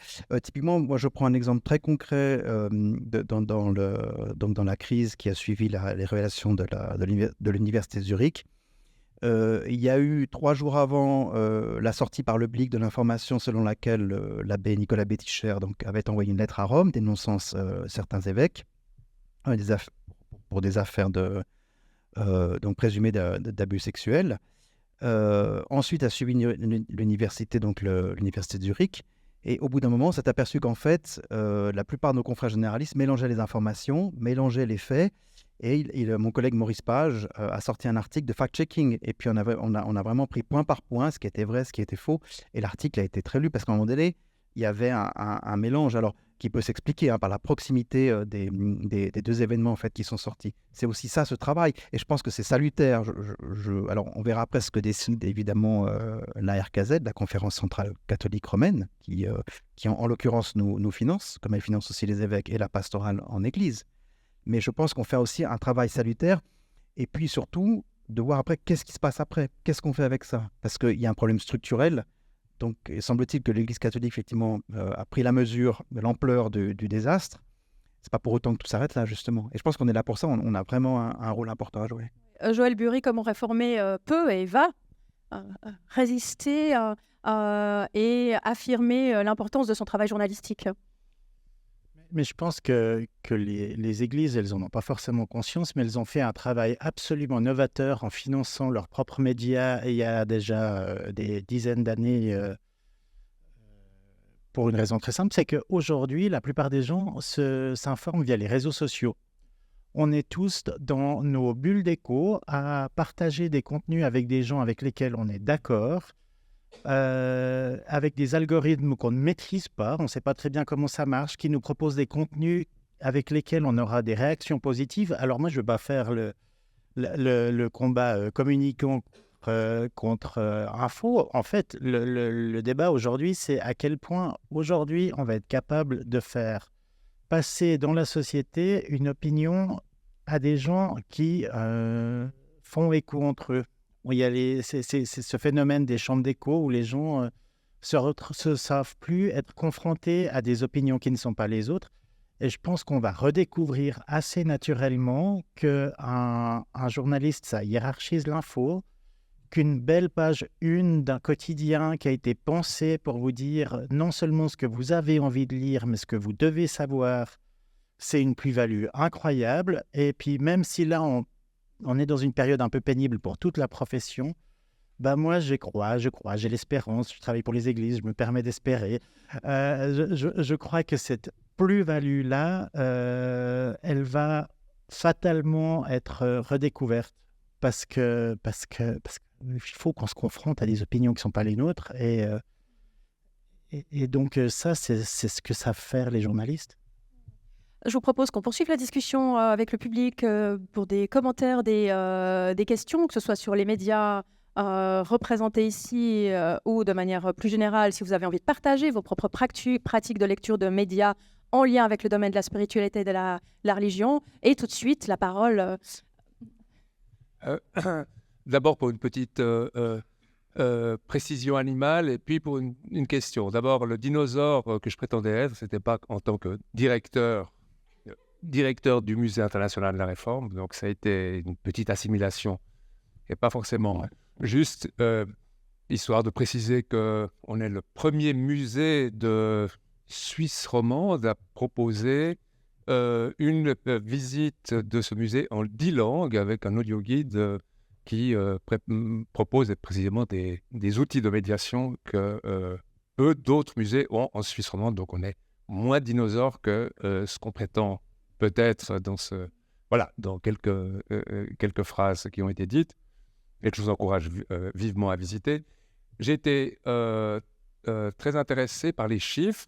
On a bien compris que l'ECHO et KPCH avaient, vous nous avez dit effectivement 9 000, 45 000 et vous plusieurs millions. On n'a pas entendu beaucoup de chiffres de la part de réformés. Qu'est-ce qu'on peut dire, en fait, par exemple, du taux de lecture et du taux de réformés, et peut-être aussi de RTS Religion et de Protest Info? Alors, je vous laisse à choix. Soit les protestants sont modestes, soit ils sont pingres. On n'a pas la REMP MacBasic, qui est le lectorat certifié, parce que c'est trop cher. Par contre, ce que je peux vous dire, c'est qu'on a un tirage de 150 000 exemplaires chaque mois. Donc, nous sommes un grand titre en termes de tirage et que lors d'une étude faite en 2021 par l'Argus, on apprenait qu'on était lu par 27% des protestants culturels et 49% des protestants engagés. C'est des chiffres qui ont été faits par une boîte de com avec laquelle travaillait la CER. Est-ce que Mediapro ou Protestinfo auraient des chiffres d'audience à partager? Alors, moi, ça va être un peu plus compliqué parce que comme on dépend du tirage des journaux, mais on est repris dans la quasi-totalité des journaux romans actuellement, on avait fait le calcul, ce qui faisait, on éparpille nos articles sur environ 1,6, c'était, je n'ai plus le chiffre exact, mais c'est plus d'1 million de lecteurs, 1,6 million de lecteurs qu'on touche si on additionne les lecteurs du Temps, d'Arc Info, du Nouvelliste, et voilà. Et ce qui est Et puis, important, c'est avec le label Protestinfo, c'est-à-dire que les articles sont identifiés comme tels, ce qui est très important, puisque d'autres reprises peuvent ne pas être labellisées. Donc, c'est une reconnaissance du travail fourni. Oui, et puis on a environ, j'avais pas parlé, on est 1,5 EPT, donc vous avez la chance d'avoir l'entier de la rédaction de Protestinfo avec vous ce soir. Et puis, donc 1,5 EPT, et on a environ en moyenne, tu me dis si je me trompe, c'est assez ton truc, c'est 8 reprises en moyenne par mois. 12 reprises en moyenne par mois. Donc 12 fois un article qui est repris dans la presse. J'avais donné quelques chiffres par rapport aux messes et aux cultes avec ces 5000 personnes. Haute fréquence, un rating en 2023 de 12 000 auditeurs. Babel, qui est sur Espace 2, donc de toute façon une chaîne qui a moins d'auditeurs, 2500. Et pour la chronique de la matinale, toujours en 2023, on calcule à peu près 33 000 auditeurs. Merci. À qui puis-je passer le micro, monsieur? Bonsoir, mon nom est Stephen Brown. Je travaille professionnellement avec le Conseil économique des Églises dans le département de la communication, mais ma question, c'est tout autre. On a parlé de l'Église, on a parlé des médias, on a parlé de la situation actuelle de religion dans les médias.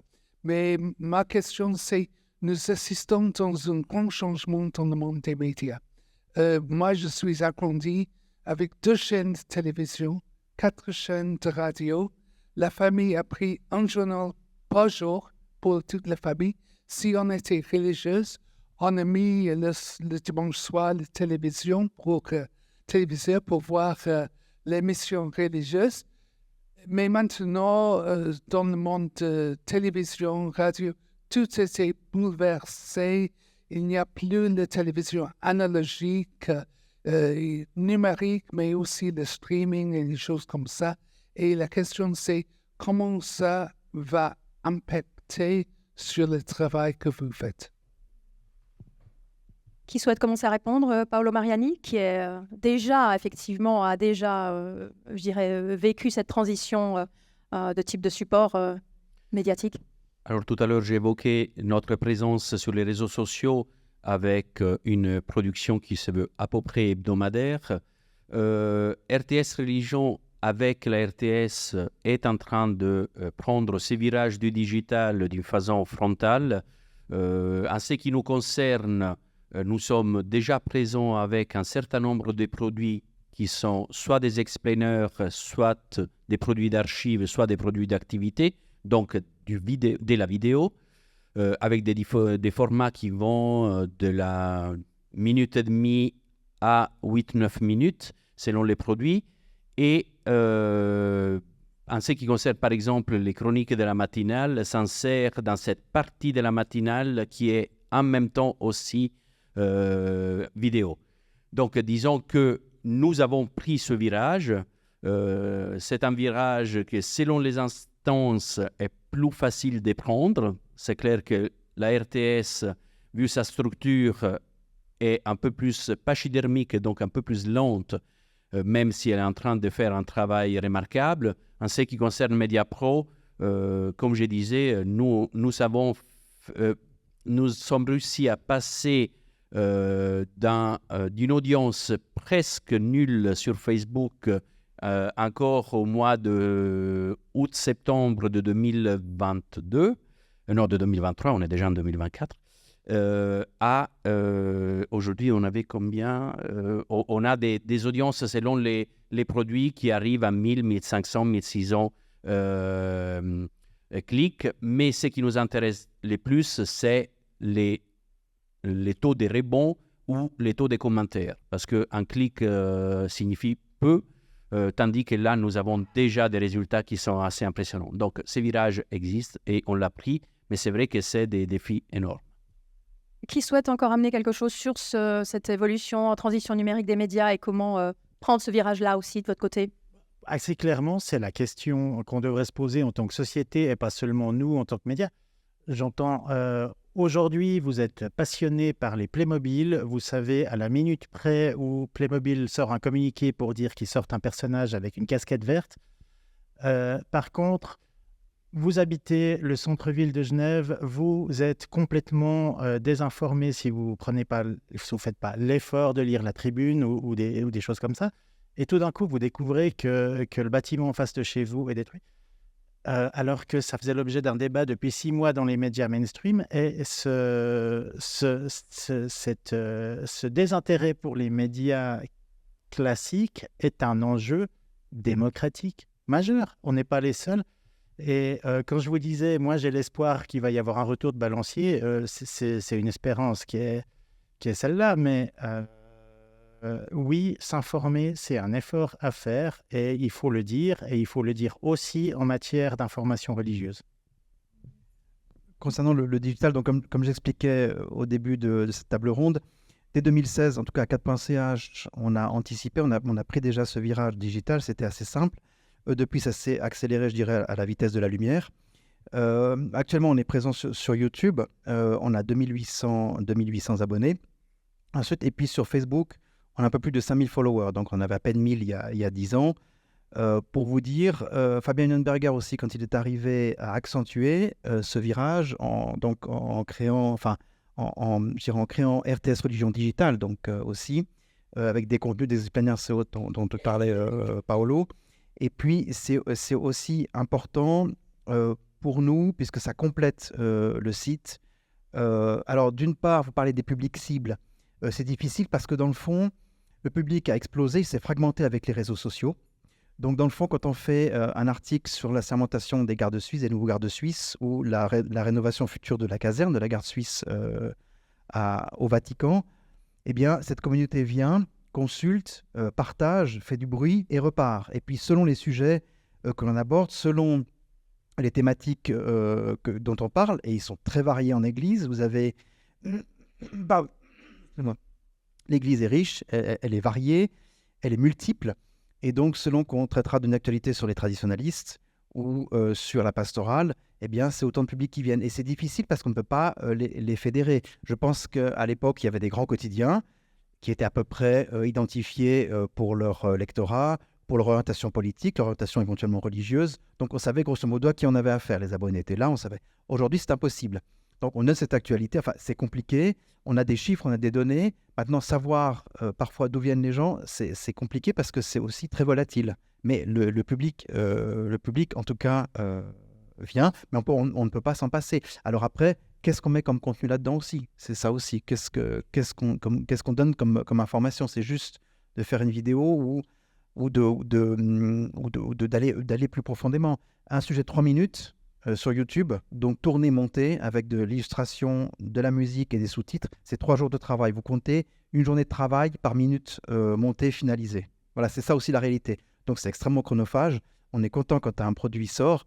Mais pour vous dire, c'est aussi délicat. 4.ch, maintenant, 66% à peu près de notre lectorat vient par les smartphones.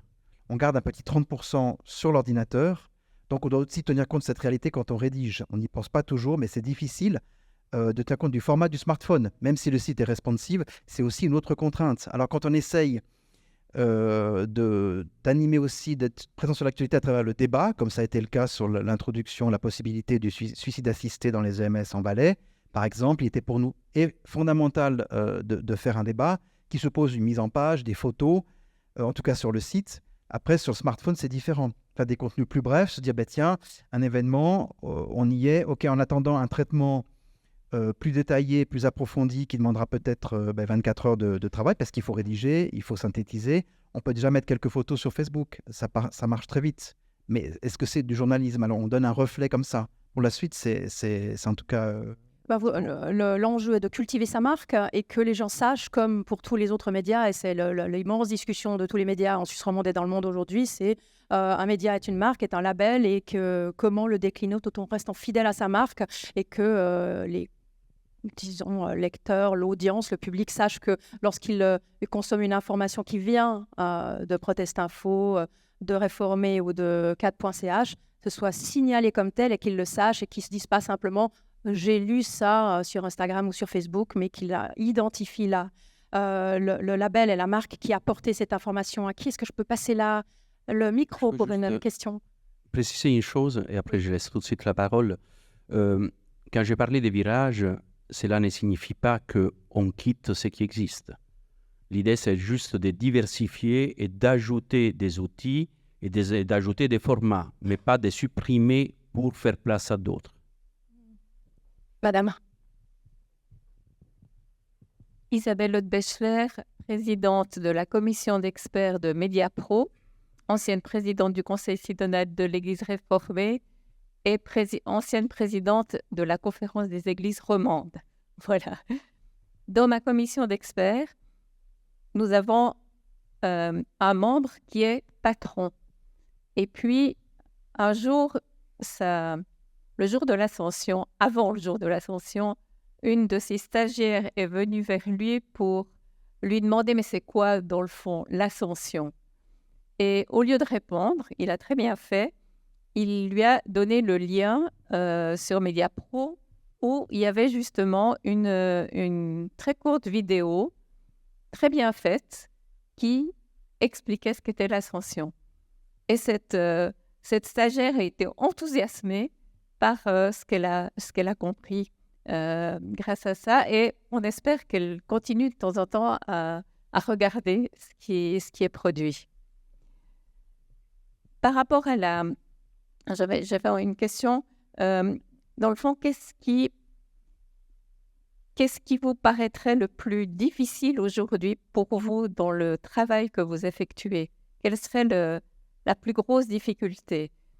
Personnellement, moi, j'ai un certain souci que nos médias deviennent de plus en plus privatisés. Je ne parle pas des médias, des églises, puisqu'on sait que les églises mettent de l'argent dans ces médias en laissant la liberté journalistique.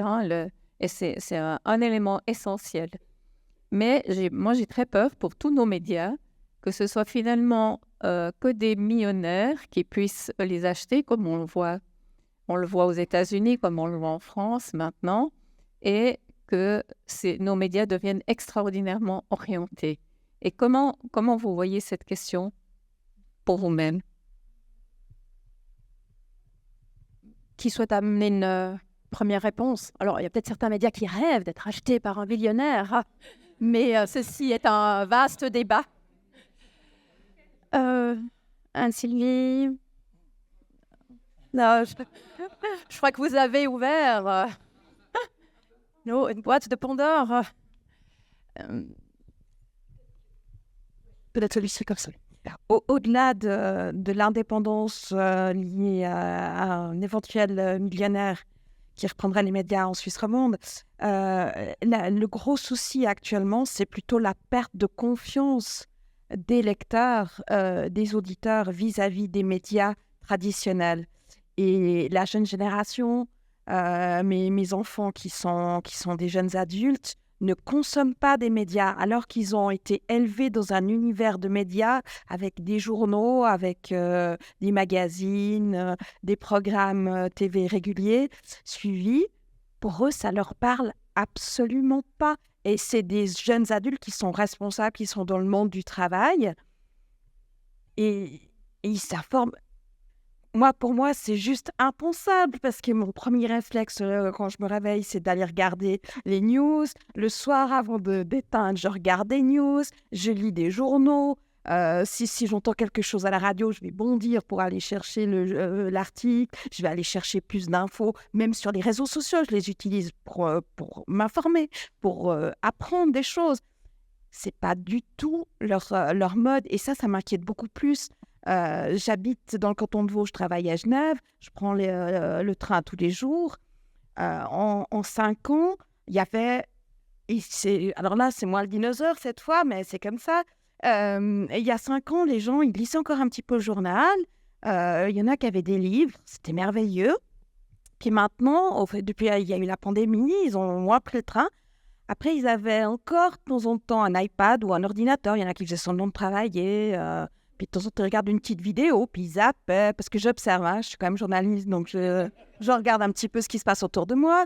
Puis le banquier ou l'assureur, il était sur ses tableaux Excel. Puis pouf, il regardait une petite série en même temps. Puis maintenant, le matin, à 6 heures dans le train, il n'y a plus d'ordinateur, il n'y a plus de journaux, plus de livres. Il y a des téléphones portables et puis des oreillettes. Et les gens, ils ne sont pas en train de lire, ils sont en train de regarder Netflix ou je sais quelle série. Et donc, c'est ça le plus grand danger pour moi, c'est de se dire comment les gens s'informent, comment on arrive encore à capter leur attention et puis leur apporter quelque chose auquel ils croient. Parce qu'il y a quand même une grande évolution, une grande méfiance vis-à-vis des médias, et ça s'est démultiplié avec la pandémie. Et là, c'est une vraie question d'avenir. Je me permets deux éléments de réponse. Il y a aujourd'hui une confusion immense entre le contenu et le contenant, c'est-à-dire qu'effectivement, les gens ont l'impression que parce qu'ils ont lu quelque chose sur Facebook, c'est Facebook qui le leur dit. Donc, il y a une confusion sur le tuyau et les véritables... on n'identifie plus, on ne fait plus l'effort d'identifier quelle est la source. Et ensuite, il y a une autre confusion, c'est celle effectivement de la communication et de l'information du travail journalistique. Et il faut absolument que tous ici dans cette salle contribuons à revaloriser la profession de journaliste en expliquant ce que c'est et à quel point l'image négative qui a collé est fausse. En fait, les journalistes sont des victimes collatérales de la montée en puissance de la communication et de l'impact des réseaux sociaux et la plupart des mots qui aujourd'hui qu'on reproche à la presse sont des mots qui viennent des phénomènes de masse liés aux réseaux sociaux et absolument pas des médias eux-mêmes qui font un énorme travail, qui ont une énorme évolution, qui tout se concentre sur le fact-checking, etc. Et puis aussi, simplement, l'information a un coût. Et aujourd'hui, il faut effectivement qu'on soit tous responsables. On est aujourd'hui responsables en termes d'écologie, de développement durable. Soyons conscients aussi en termes de production de l'information, en sachant que rien n'est jamais gratuit, tout a un coût. Et si c'est gratuit, c'est que c'est payé par d'autres. Et c'est généralement pas ceux dont on veut qu'ils payent l'information. Oui, avec plaisir. Oui, bonsoir. Je voulais juste compléter peut-être la discussion avec peut-être 2 aspects principaux. Les réseaux sociaux aujourd'hui pour les médias, c'est devenu des pures vitrines parce que vous n'arrivez pas à ramener le consommateur du réseau social, vous n'arrivez plus à le ramener chez vous parce que le réseau social a tout fait pour le garder chez lui. Et donc, vous devez l'utiliser comme vitrine. Vous n'avez pas le choix si vous voulez exister, mais il faut oublier qu'il vous ramène du monde. Et donc, ça appelle à une diversité des formats et des supports sur lesquels les médias se développent pour toucher un maximum de monde et être le moins dépendant possible de ces réseaux-là. C'est le même problème avec Google qui est un élément indispensable, je pense, pour vous aussi, pour exister, puis qui en même temps, s'il change une barre oblique dans son code, du jour au lendemain, peut-être vous n'existez plus. Et donc, je fais le lien avec l'autre élément de la discussion pour les millionnaires. Il y a millionnaires et millionnaires, et peut-être qu'on peut être content que certains millionnaires, qui peuvent être des institutions, financent les médias, parce que c'est peut-être un élément dans l'avenir de la presse, des médias en général, c'est peut-être un élément clé pour que ces médias existent. Et vous en êtes je boucle la boucle, vous en êtes les témoins aujourd'hui. Vous existez grâce à des gens qui mettent de l'argent sur des contenus qui peut-être leur font pas toujours plaisir, mais qui au final servent tout ce que vous avez amené avant. Donc, on a de la chance en Suisse de ne pas forcément avoir trop de ces millionnaires, même si on peut considérer que certains grands groupes en sont. Et on ne sait pas trop ce qu'ils veulent faire ensuite. Mais enfin, pour l'instant, on a différents modèles et il faut en profiter. Alors, je suis peut-être une illuminée, mais je suis assez comme Joël à croire à un effet de balancier. Il y avait une information qui m'avait beaucoup frappée. Une fois qu'on est d'accord. Qui m'avait beaucoup frappée, c'était lorsque Trump est arrivé au pouvoir, le chiffre des abonnements du Washington Post et du New York Times ont subitement augmenté, alors qu'ils étaient dans une descente depuis plusieurs années. Et je pense que, oui, on risque d'aller toucher presque le fond avec ce système de réseaux sociaux, d'algorithmes et de chambres d'écho. Mais je pense aussi, je crois, à un regain, surtout qu'aujourd'hui, on sait que les instances publiques s'interrogent à financer les médias parce qu'ils se rendent compte que sans médias, il n'y a pas de démocratie. Et j'ose croire que nos pays tiennent à leur démocratie. Donc, voilà. Donc, je pense qu'il y a un effet balancier auquel on peut croire. Alors, j'arrive, monsieur. Excusez-moi. Monsieur. Oui, Serge Carrel, je suis pasteur juste à côté. Moi, j'avais juste une petite question. J'ai lu une ou deux choses comme quoi réformer était menacé par les autorités ecclésiales. Je trouverais dommage qu'on n'en touche pas un mot ce soir et qu'on n'ait pas une réaction peut-être des principales personnes concernées. Merci. Joël Bury. Alors, effectivement, il y a un groupe de personnes qui va faire cette proposition à une assemblée générale, mais pour l'instant, il n'y a aucune décision qui n'est prise. Et donc, il n'y a pas de décision qui est prise, on vit dans cette incertitude. Et en bon journaliste, comme nous voyons comment fonctionne la communication, on s'est empressé de faire circuler la question pour que le débat ait lieu. Et je suis heureux que le débat ait lieu. Et j'espère que ce débat fera changer les choses. Alors, voilà, il y a des personnes de pouvoir qui trouvent qu'on est trop cher. À nous, aujourd'hui, de leur prouver qu'on est cher, mais nécessaire. Mais pensez-vous que ça se résume à une histoire d'argent ? Bon, comme j'ai dit, ça fait 11 ans que je travaille dans les milieux d'église. Moi, je suis arrivé dans des églises. Je me souviens, je disais, les églises, c'est des éditeurs tout à fait fréquentables parce qu'ils nous laissent une liberté incroyable, etc. Et on avait des églises qui étaient actives dans la société, qui étaient membres, qui faisaient partie de la société. Et on sent petit à petit des églises. Et je vais parler que pour celles qui me financent parce que je connais moins bien les autres. Et on sent des églises qui ont de plus en plus peur de l'image qu'elles donnent, qui ont de plus en plus peur de la société. Donc on avait des églises qui faisaient partie de la société et des églises qui aujourd'hui disent « nous et le monde ». Ça m'inquiète un peu, mais quand je vois par exemple que la plus grande église réformée romande, l'église vaudoise, vient de valider lors d'un synode le principe général du droit de référendum des paroisses, qui n'existe pas encore dans les règlements, mais qui va être implémenté ces prochaines années, je ne doute pas que s'il y a droit de référendum, il faudra se poser la question, est-ce qu'on veut une communication qui est uniquement au service du conseil synodal, c'est-à-dire de l'organe exécutif des patrons, ou est-ce qu'on veut alimenter le débat, valoriser la discussion? Et je ne doute pas une seule seconde que la crise que nous vivons actuellement permettra de faire pencher les pensées sur la deuxième option. Eh ben, d'ailleurs, monsieur qui est pasteur, qui venait de poser la question, est-ce que réformer vous convient dans sa forme actuelle ?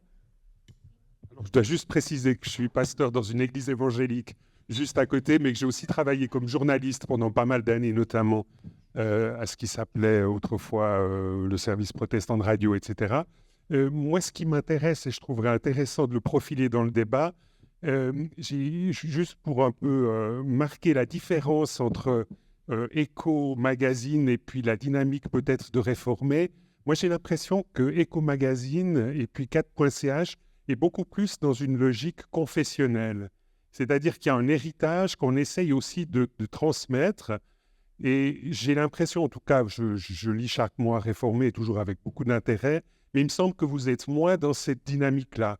Joël, tu l'as bien développé tout à l'heure, il y a cette ouverture très large sur la société, mais quand même pas mal de difficultés à essayer d'articuler un positionnement chrétien un peu fort dans le débat public, plutôt en essayant de suivre ce que vous essayez de faire, des sujets de société qui sont un peu souvent tendance. Et moi, je peux comprendre que du côté des autorités ecclésiales réformées, en tout cas du côté des pasteurs, parfois il y a un désir de voir, disons, des choses un petit peu plus confessionnelles, voire même un peu polémiques à l'endroit de la société, où finalement on articule la foi à des débats et on essaye un peu de provoquer la décision et puis peut-être de faire des électrochocs auprès des membres de nos églises pour qu'ils prennent conscience peut-être d'enjeux certains en matière d'éthique chrétienne ou en matière de conviction fondamentale. Qui souhaite répondre ou commenter les propos de monsieur? Je pense qu'on a un titre qui est un peu à l'image de nos églises, qui aujourd'hui travaille beaucoup sur la diaconie, travaille beaucoup sur la présence auprès des populations les plus fragilisées. Je crois que c'est une forme de témoignage, quand je disais à moitié en rigolant, si présenter une personne à la fois aussi rayonnante que Barbara Weiss dans le dernier numéro, c'est de l'évangélisation, voire du prosélytisme, je l'assume. Et à contrario, si on me dit que c'est pas de l'évangélisation, pas du prosélytisme, je l'assume aussi. J'ai été engagé comme journaliste et pas comme ministre. Et puis par ailleurs, on parle de ces fameux splits avec les 11 pages régionales dans lesquelles on intervient très peu. Il y a des billets pastoraux, il y a toute une place qui est donnée. Ces pages font partie du journal. Quand un pasteur, sur Genève, il y a souvent des pages de témoignages de foi. On a régulièrement des contenus de type témoignage. On les assume comme faisant partie du journal. Et effectivement, on a peut-être une stratégie qu'on peut présenter aux églises qui est de faire des sujets de société en une pour que les gens ouvrent le journal. Et mon Dieu, l'esprit souffle où il veut et peut-être que les gens vont tomber sur un billet pastoral qui va les toucher. Après... Rendez-vous en septembre. On va prendre une dernière question avant de passer à la partie apéritive. Il me semble que j'avais vu une autre main se lever. Commentaire, une dernière question. Avec plaisir. Shafik Keshadji, donc théologien, pasteur. D'abord, j'aimerais vous remercier en tant que journaliste. Parce que je trouve que vous faites un travail compliqué, difficile, qui est menacé. Vous le savez peut-être, je fais partie d'un mouvement qui s'appelle le Mouvement chrétien citoyen. On a essayé aussi de réunir des journalistes de Tamedia qui étaient menacés, qui ont été licenciés. Donc on sait qu'il y a une vraie fragilité. Et donc le travail que vous faites est très précieux. Sur un point de vue très personnel, je suis auteur de livres, d'analyses. Et si j'ai vendu à plus de 150 000 exemplaires, c'est grâce à des journalistes. Moi, je travaille tout seul, mais s'il n'y avait pas eu le relais des journalistes, je n'aurais pas eu ce rayonnement. Donc vous faites un travail précieux, fragile, donc merci. La question que je voulais vous poser, mais c'est peut-être pour rebondir par rapport à Serge Carrel, qui est journaliste aussi, c'est la place des autres confessions chrétiennes. On pourrait parler, ma spécialité, c'est plutôt l'interreligieux, la diversité des communautés juives, musulmanes, hindous, bouddhistes, etc. Ça a été ma tasse de thé pendant beaucoup d'années. Mais si on se limite déjà aux communautés chrétiennes, là, c'est principalement réformés et catholiques. Il y a une très grande créativité du côté des médias évangéliques. Ils sont très présents au niveau des réseaux sociaux, au niveau de la création de films, etc. Ils sont plus jeunes aussi, mais je pense qu'il y a beaucoup plus de jeunes. Hein. La rencontre à Bulle, récemment, il y avait 3000 jeunes évangéliques. Donc, il y a aussi... Donc, voilà, la question que je voulais vous poser, c'était cette ouverture interconfessionnelle. Je fais partie aussi du Forum chrétien vaudois et le Forum chrétien roman. Et donc là, on a des anglicans, on a des orthodoxes, on a cette grande diversité des églises. Donc, quelle est la place de la grande diversité chrétienne est la grande diversité interculturelle chrétienne. On est à Genève, il y a des dizaines de communautés qui sont brésiliennes, vietnamiennes, chinoises, qui sont extrêmement dynamiques. Alors, quelle est la place que vous leur donnez dans ce processus de transition? Alors, il y a deux choses à Protestinfo. Alors, on essaye de parler également des communautés évangéliques. C'est un vrai souci. Également, de donner la parole déjà, et ça n'a pas toujours été bien reçu par tout le monde. On sait qu'il y a une frange dans les églises réformées, à l'église vaudoise, le R3. On a essayé de lui donner aussi la parole quand il y avait le débat pour tous, parce que pour nous, c'était important que tous les réformés soient représentés, et plus largement tous les chrétiens. Par exemple, là, quand l'église évangélique réformée de Colonie a eu ce problème à Genève sur la question de l'autorisation à faire des baptêmes dans le lac, on s'est tout de suite emparé du sujet et on a eu la chance d'être pris par le temps sur ce sujet qui était quand même un sujet d'importance. Donc voilà, on traite par rapport aux collaborations. Quand je suis arrivée, comme je venais de christianisme aujourd'hui, j'ai essayé de faire ce qu'on fait avec nos confrères de CAT, par exemple, des échanges d'articles, où on le fait avec Réforme. On a essayé de faire des articles avec Christianisme aujourd'hui, qui ont le droit de reprendre certains de nos articles. Nous, on peut aussi reprendre leurs articles. Après, effectivement, j'ai arrêté de reprendre des articles parce que, comme c'est un magazine très confessant, les articles de christianisme aujourd'hui, malgré leur qualité intrinsèque, ne pouvaient pas être proposés à la presse laïque. Donc, c'est ça qui a mis un terme à cet échange. Qu'est-ce que je voulais dire? Ah oui, je voulais surtout dire qu'au niveau de la vidéo, parce que mes premières années à Protestinfo, j'étais responsable également de l'offre vidéo, et on a mis sur pied une première production vidéo commune avec l'AFRE, le département missionnaire et Réformé.ch. C'était une offre un peu hybride où c'était pas de l'information, c'était plus de l'ordre du témoignage. Avec le concept, c'était si Dieu était un animal. Et puis les gens parlaient. Alors il y avait ça, il y avait aussi si mon pasteur était un élément ménager. Pour justement que les gens puissent parler de leur foi de manière un peu décomplexée, ouverte. Et là, on avait vraiment tissé ce lien, fait cette coproduction. Aujourd'hui, je ne suis plus en charge à Mediapro, mais cette collaboration a été reprise et on a eu la joie cette année d'avoir Kat qui nous a suivis. Et la semaine prochaine sera diffusée une série de 5 épisodes, où on a mis ensemble dans un chalet des jeunes catholiques, des jeunes réformés et des jeunes évangéliques, dans une sorte de loft chrétien.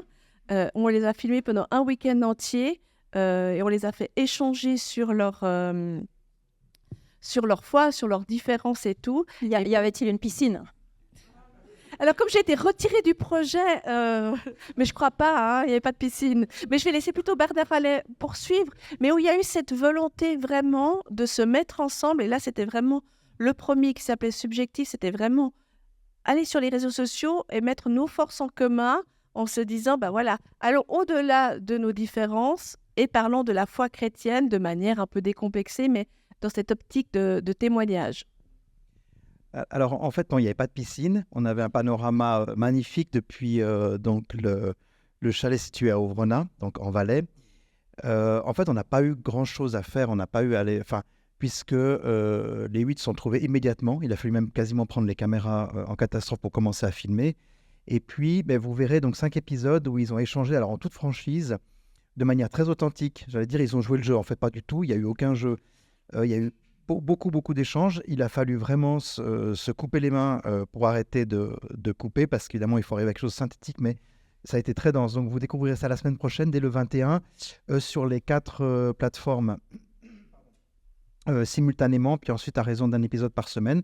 À ma connaissance, c'est une première. C'est unique. Le principe du chalet, évidemment, est bien connu. Et puis, il y a eu différentes thématiques, donc au grand rendez-vous du dimanche matin où les 8 ont échangé ensemble en fait sur le truc. Et pour en revenir à votre question, on essaye aussi de nous s'intéresser en tout cas à tout ce qui est interreligieux et puis œcuménisme.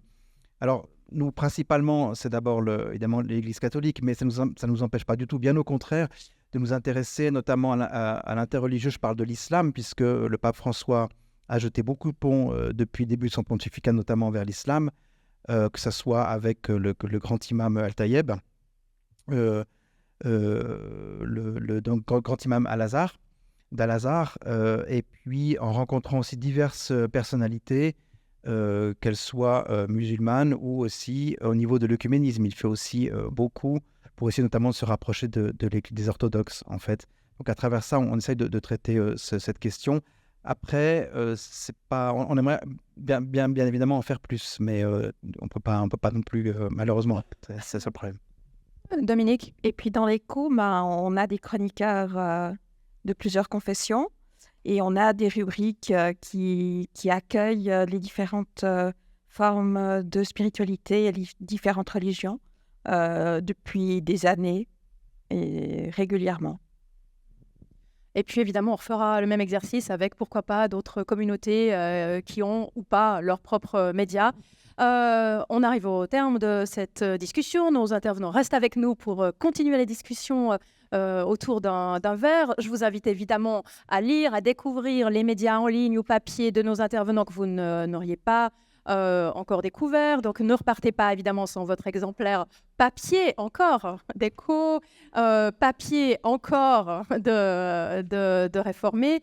Moi je vous invite aussi, je prêche pour ma paroisse, à suivre les activités du Club Suisse de la Presse. Si le monde de la presse vous intéresse, chaque mois de novembre on organise des assises presse et démocratie qui s'intéressent justement à l'évolution des médias. Le site c'est pressclub.ch ou les réseaux sociaux.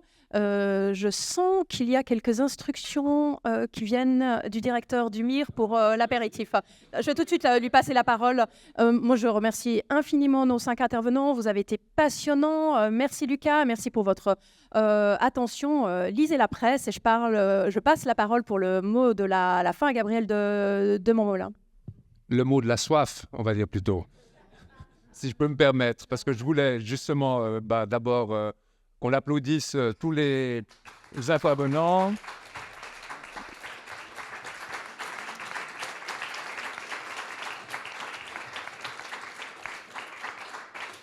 Les animatrices et les animateurs. Voilà. Le Club de la Presse, Mediapro, etc. Alors, j'avais un peu imprudemment j'ai proposé en début de soirée que vous alliez vous égayer.